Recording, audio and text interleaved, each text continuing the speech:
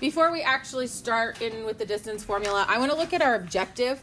I give us objectives really for the unit, so I want you to think about like where we're starting and ultimately what our goal is. This unit is actually super short. Like I think we have this week, and then next week we have like an activity and maybe another 2 lessons, and then the following week is your test. So really it's like a week because today's Wednesday? Yeah. Okay, so can someone read the objective for me that's on the board behind me? Annie, go ahead. Students will use the distance and midpoint formula to find the perimeter area of polygons on a coordinate. Okay, so students will use the distance and midpoint formula to find the area and perimeter of polygons on a coordinate plane. So what do you think the ultimate goal is going to be at the end of this unit?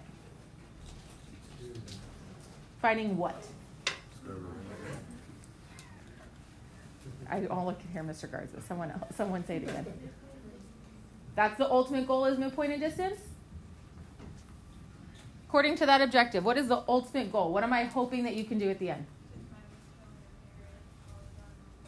I want you to be able to find the perimeter and area of a polygon on a coordinate plane. So are we going to learn that today? No. We're going to start by looking at distance, Pythagorean theorem, those types of things. So distance, midpoint we'll learn, and then the goal is that you can find area and perimeter. Okay?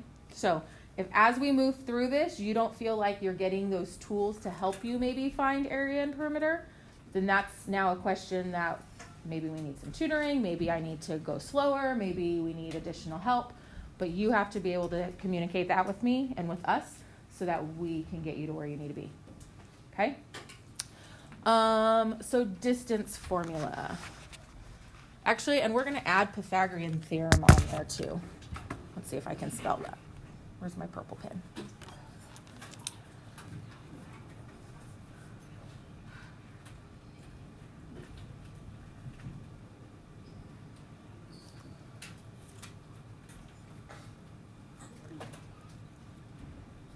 I'm going to abbreviate it.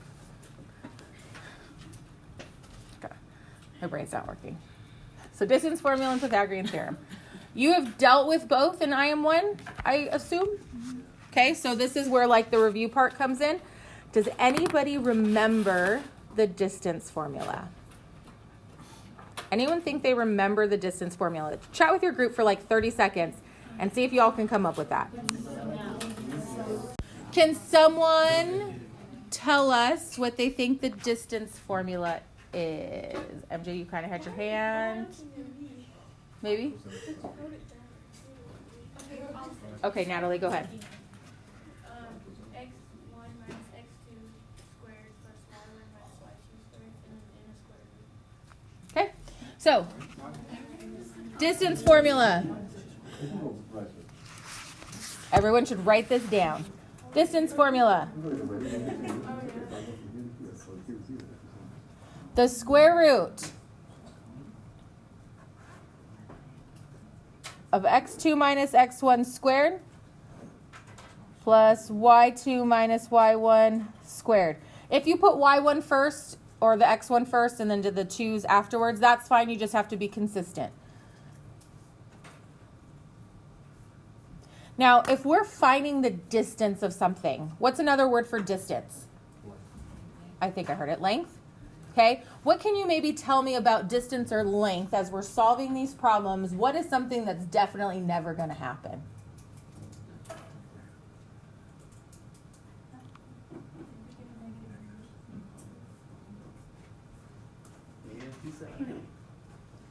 I heard it. Negative. Okay, so you cannot get a negative number. If you get a negative number, you did it wrong. Okay, which means you need to fix it. Negatives are not an option. Decimals are an option. Okay, so you probably could get a decimal, but no negatives. Let's just kind of jump into it. If I give you the points 3, 8, and 8, -4. Before you start throwing it into the formula, I'm going to make you do a couple things.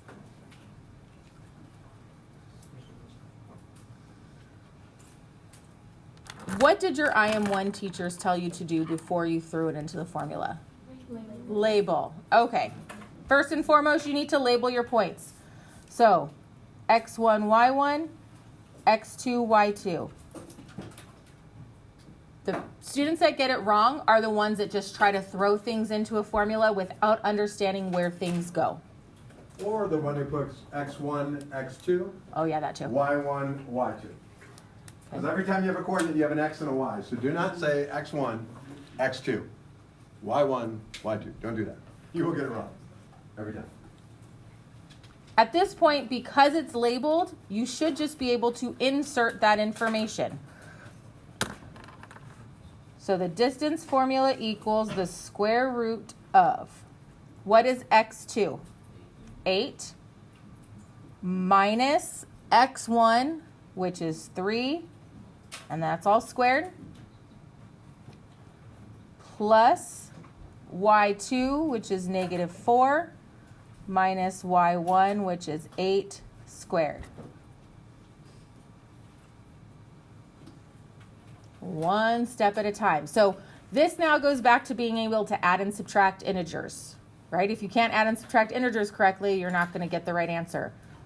8 minus 3, 5, and 5 squared, 25. 5 times 5 is 25. Negative 4 minus 8. Negative 12. Negative 12 squared. Positive 144. Okay, negative 12 squared is a positive 144. If you get a negative inside these parentheses, it will always be positive once you square it. Okay, it will always be positive once you square it. 25 plus 144. 169. And we know how to take square roots. And since we're talking about distance, and what's our ultimate goal for this unit? Find the perimeter and area, which means we're going to have to add up all the sides or do some multiplying. So our final answer probably is not going to be a radical. We're going to plug it into our calculator. What's the square root of 169? 13. So you don't have to worry about decimals in this case, but my distance for those 2 points is 13. So here you're not going to really see radical answers. Should we do another one together? Or can you try one? You can try one? Okay. So you and your group, I would like you to find the distance between 2, 3, and 0, negative 8. 2, 3, and 0, negative 8.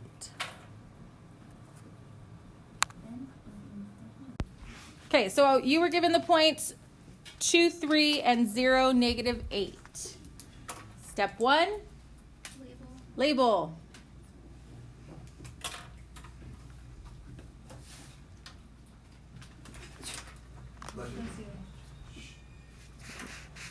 Once you're labeled, you're going to plug it into your formula.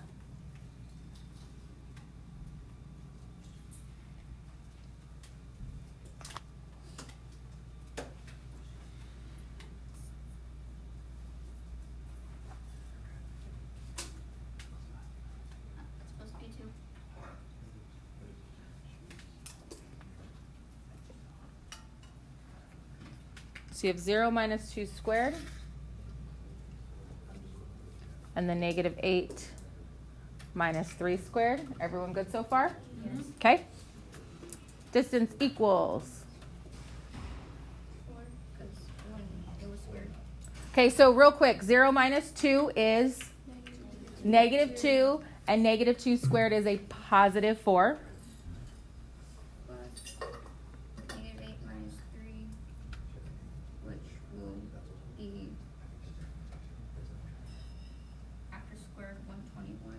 Okay, so negative 8 minus 3 is negative 11. Negative 11 squared is a positive 121. And we end up with the square root of 125. Do you still need to know how to simplify radicals? Yes, don't forget that. But because we're talking about distance, you're going to plug it directly into your calculator. And let's round to the nearest tenth. If we round to the nearest tenth, what do we get? 11.2. 11.2? Okay, real quick though. What's wrong with that final answer? Doesn't need the square root. Once you take the square root, that goes away. Okay, so can you just cross out the whole thing and rewrite 11.2? All right, so you should have gotten 11.2. Again, do you need to know how to simplify a radical? Yes. When we're dealing with distance, we're going to be rounding. So just make sure you read what the directions are asking you for. Are we okay with that? Mm-hmm. Okay. What if I give you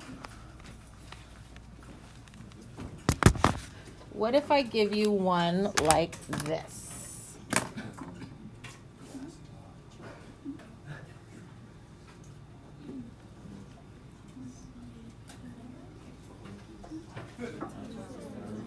Oh no. The floor is teaching that.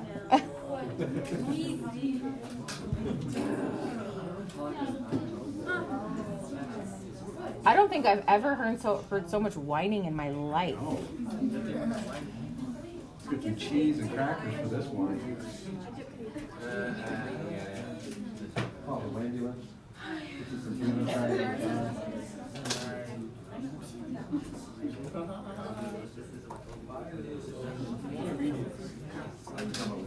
It looks like a -2, 3, and then 5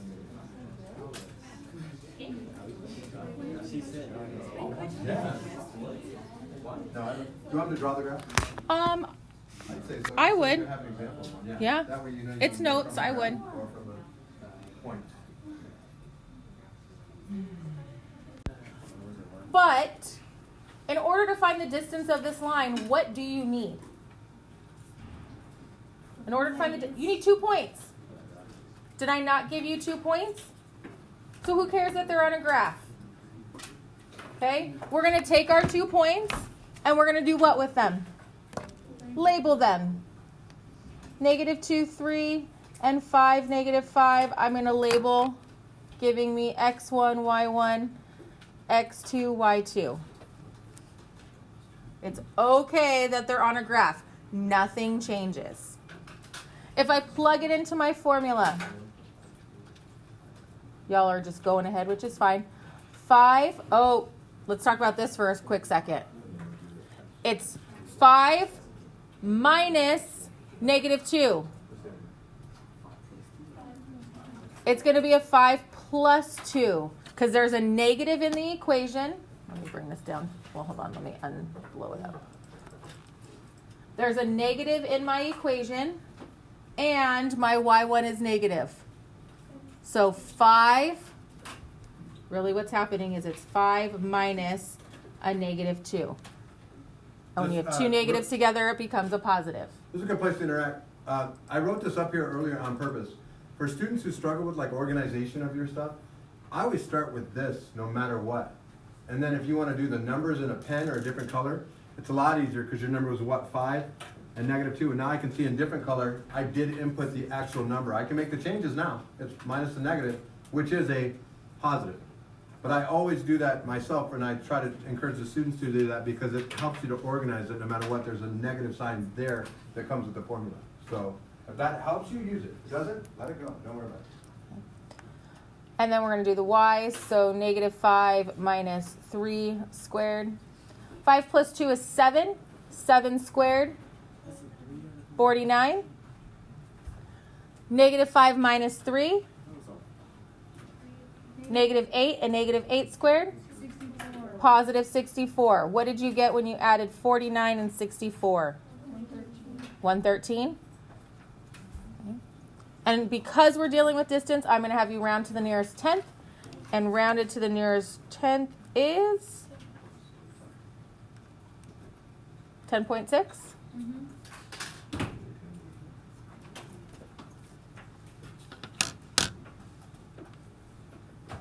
Again, this part should be review. All right. Natalie asked me at the beginning if instead of using the distance formula for a problem like this, she could use Pythagorean theorem.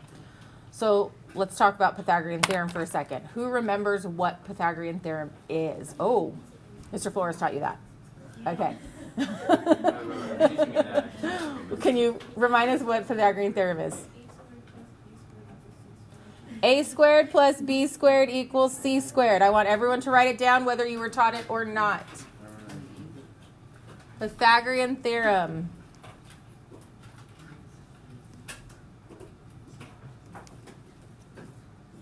A squared plus B squared equals C squared.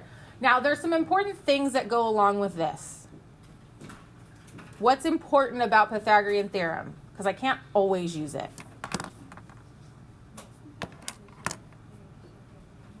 I can't hear you at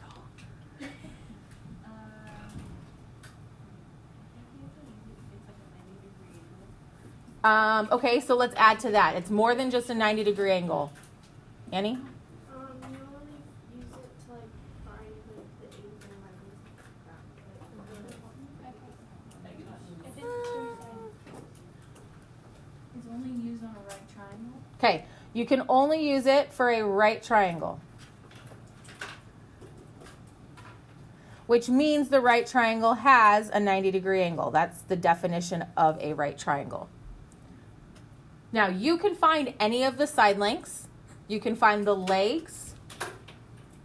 So if I give you a right triangle, I can find the legs, which is either one of these.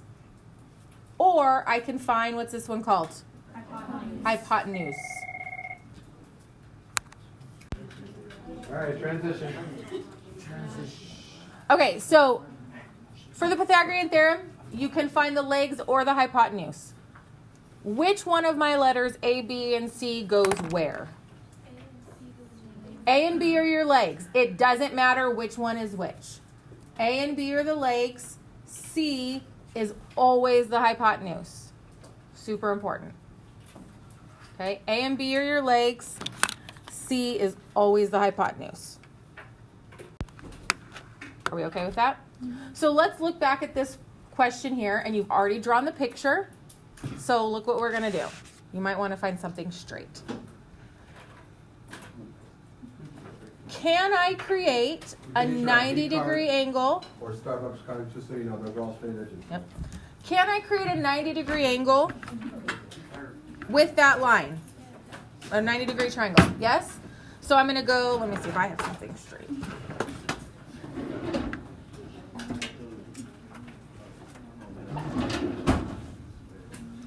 So I want everyone to do this on the picture they already drew.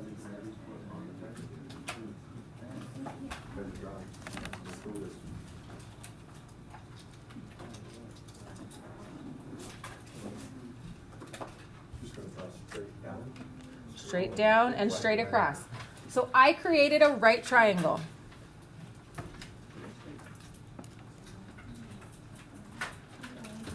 Okay. Now, I'm still trying to find the length of this segment here, and we already know what the answer is, right?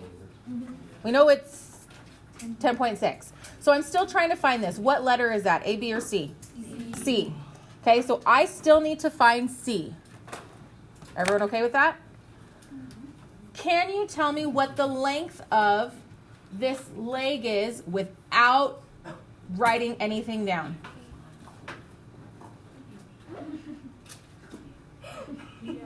Yeah? How would I find the length of this leg? Count the boxes, theoretically. So it goes from 3 down to -5. So how many spaces is that? 1, 2, 3, 4, 5, 6, 7, 8. So that length is 8. One more time. I start here and I'm going to count all the way down to that line. So 1, 2, 3, 4, 5, 6, 7, 8. Can you tell me the length of this line? Okay, so let's count. I started at -2. So 1, 2, 3, 4, 5, 6, 7.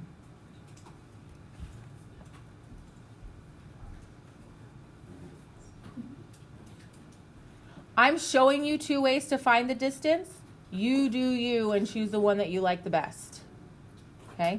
But now I know A and I know B, and I'm going to look for C. So A squared plus B squared equals C squared.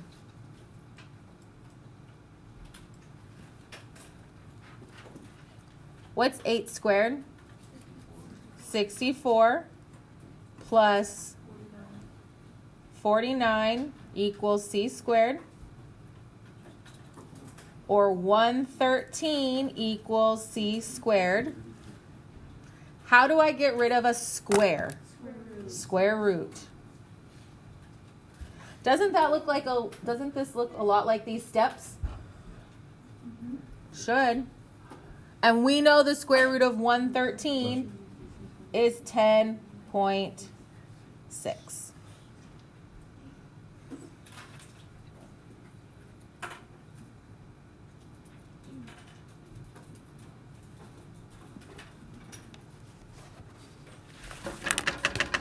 Okay, so I don't care if you use the distance formula. I don't care if you use Pythagorean theorem. You do which one makes sense to you. Now, if you're given just 2 points like I did at the very beginning, which one are you probably going to use? Distance formula. Because if you can't create a right triangle, you can't really use Pythagorean theorem. If you're on a coordinate plane and it sits nicely and you want to count boxes, then use Pythagorean theorem. Do you need to see another example of either one of those? No? Okay.